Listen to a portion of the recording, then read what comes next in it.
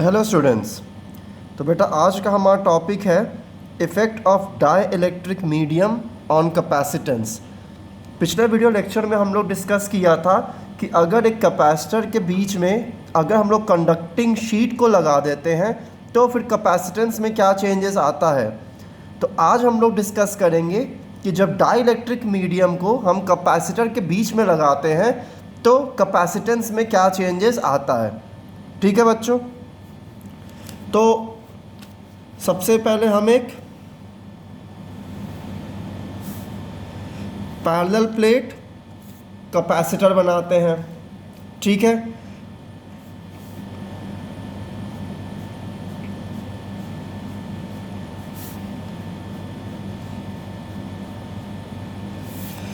अब इसके बीच में हम लोग क्या कर दिए, इसका डिस्टेंस हम लोग पहले रखते हैं, डिस्टेंस या थिकनेस स्मॉल डी।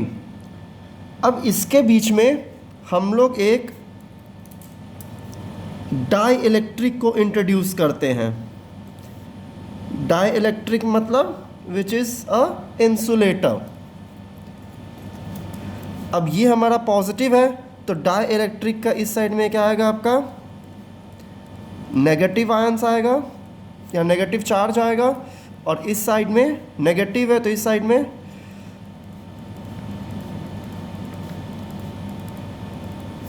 पॉजिटिव आएगा।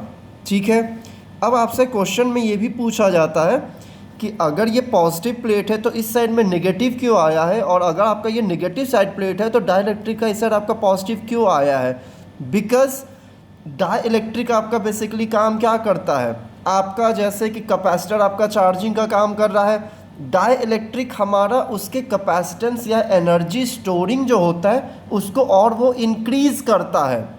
ठीक है, तो जो उसका फील्ड लाइंस होता है वो हमेशा क्या होता है, in opposite direction to that of the capacitor. अब इसका थिकनेस हमने ले लिया है T। अब अगर आप यहाँ पे ध्यान से देखो तो यहाँ पे जो इलेक्ट्रिक फील्ड होगा ये हमारा वैक्यूम की वजह से होगा, यहाँ पे भी हमारा वैक्यूम है, लेकिन डाई इलेक्ट्रिक हमारा एक मीडियम है तो यहाँ पे जो हमारा इलेक्ट्रिक फील्ड होगा वो हमारा क्या होगा, ER, that is electric field due to a medium. E0 is field due to vacuum या फिर field in vacuum, whereas ER is field in medium. ठीक है, अब हम लोग सबसे पहले कैलकुलेट करते हैं कि आखिरकार डाई इलेक्ट्रिक डालने के बाद प्लेट्स के बीच में पोटेंशियल डिफरेंस हमारा कितना होगा। तो पोटेंशियल डिफरेंस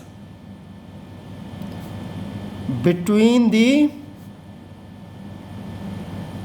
प्लेट्स।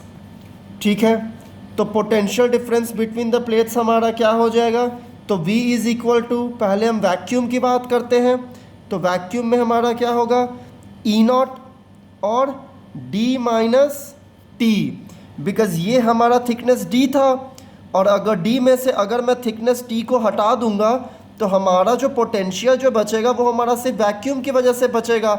इसी कारण मैंने क्या लिखा है, V is equal to E0 D minus T plus ER T, क्योंकि पोटेंशियल डिफरेंस यहाँ पे जो हमारा होगा वो हमारा पहले प्लेट्स की वजह से होगा प्लस डाई इलेक्ट्रिक की वजह से होगा। तो प्लेट्स की वजह से हमारा पोटेंशियल कितना होगा, तो E0 और D minus T plus medium that is ER और ऑफ थिकनेस T। तो ये था हमारा पोटेंशियल। अब हम इसमें हम कैलकुलेट करते हैं कि आखिरकार हमारा ये जो E0 है और जो हमारा ये ER है इसकी हमारी वैल्यू कितनी है, और उसके बाद हम इसको आगे फर्दर सॉल्व करते हैं। ठीक है बच्चों, तो अगर ध्यान से अगर आपको ये बात पता है तो आपको ये पता है दैट इज़ ER। अब ये हमारा क्या है, परमिटिविटी ऑफ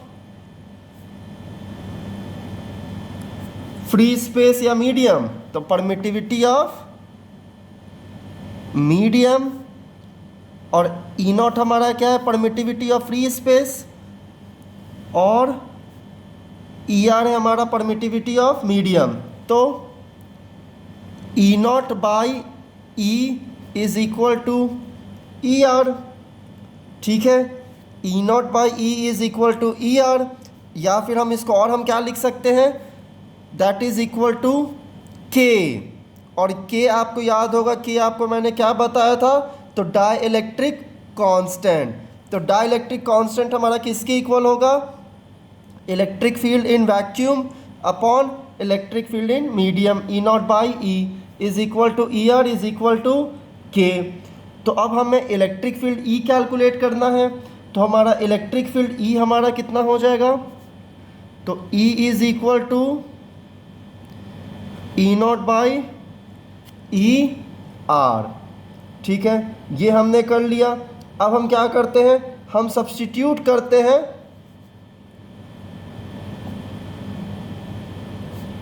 वैल्यू ऑफ ई, और ये हमारा ई क्या है, मीडियम, ठीक है, इन इक्वेशन 1, इसको हम मान लेते हैं इक्वेशन नंबर 1।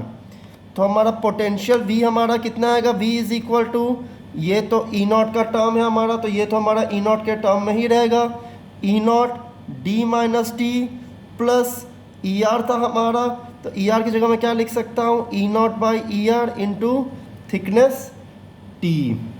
यहाँ पे आपको कंफ्यूज होने की ज़रूरत नहीं है।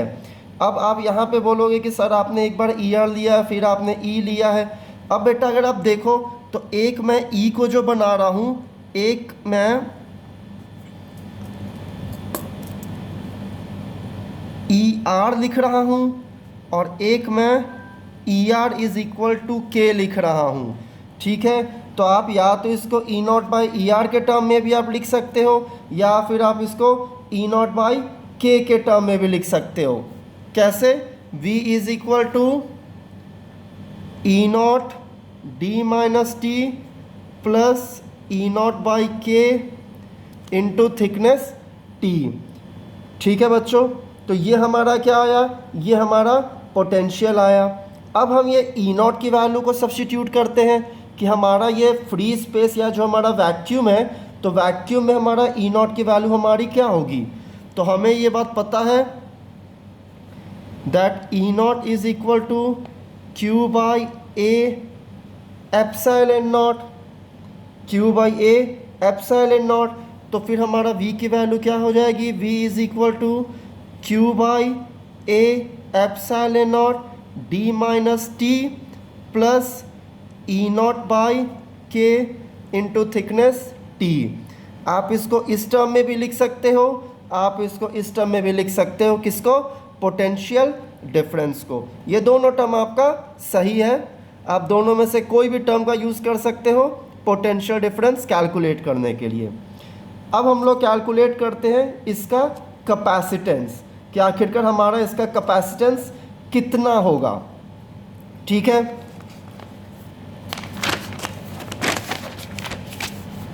तो हमें बेटा फॉर्मूला पता है that capacitance C is equal to Q by V, और V की वैल्यू हमें अभी क्या मिली थी, अगर इक्वेशन पर अगर आप ध्यान से देखोगे तो V की हमें वैल्यू अभी जो मिली थी वो हमें मिली थी E naught D minus T plus E naught by E R into thickness T.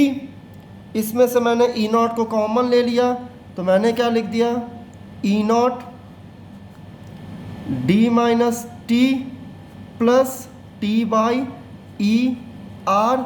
इस इक्वेशन को और मैं कैसे लिख सकता हूँ, v is equal to E naught D minus T plus T by K. T by K क्यों, because E R is equal to K which is R dielectric constant, ठीक है।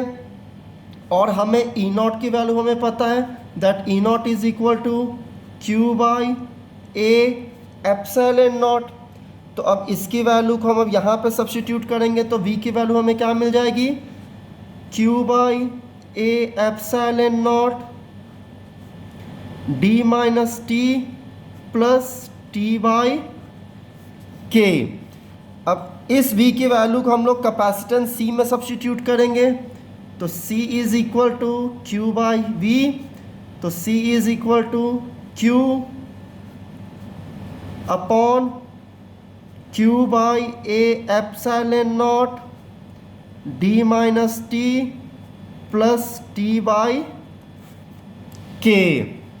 ठीक है बच्चों, अब ये q से ये q हमारा कैंसिल आउट हो गया, ये ए एप्सिलॉन नॉट हमारा ऊपर जाएगा तो c हमारा क्या हो जाएगा, c is equal to A epsilon naught upon d minus T plus T by K. ठीक है बच्चों, और यही हमारा जो फॉर्मूला है ये हमारा किसका है, कैपेसिटेंस कैलकुलेट करने का। किस केस में, when a dielectric medium is kept inside a capacitor. ठीक है बच्चों, नेक्स्ट वीडियो में हम लोग डिस्कस करेंगे स्पेशल केसेस का इसका। ठीक है, कि आखिरकार हमारा ये जो डाइइलेक्ट्रिक मीडियम है और हमने जो कंडक्टिंग शीट के बारे में पढ़ा है, तो ये सब का फाइनल एक कंक्लूजन हम एक जगह लिख लेते हैं ताकि वो आपको और ईज़िली याद रहेगा, आपको समझने में और वो इजी रहेगा। ठीक है बच्चों, थैंक यू क्लास।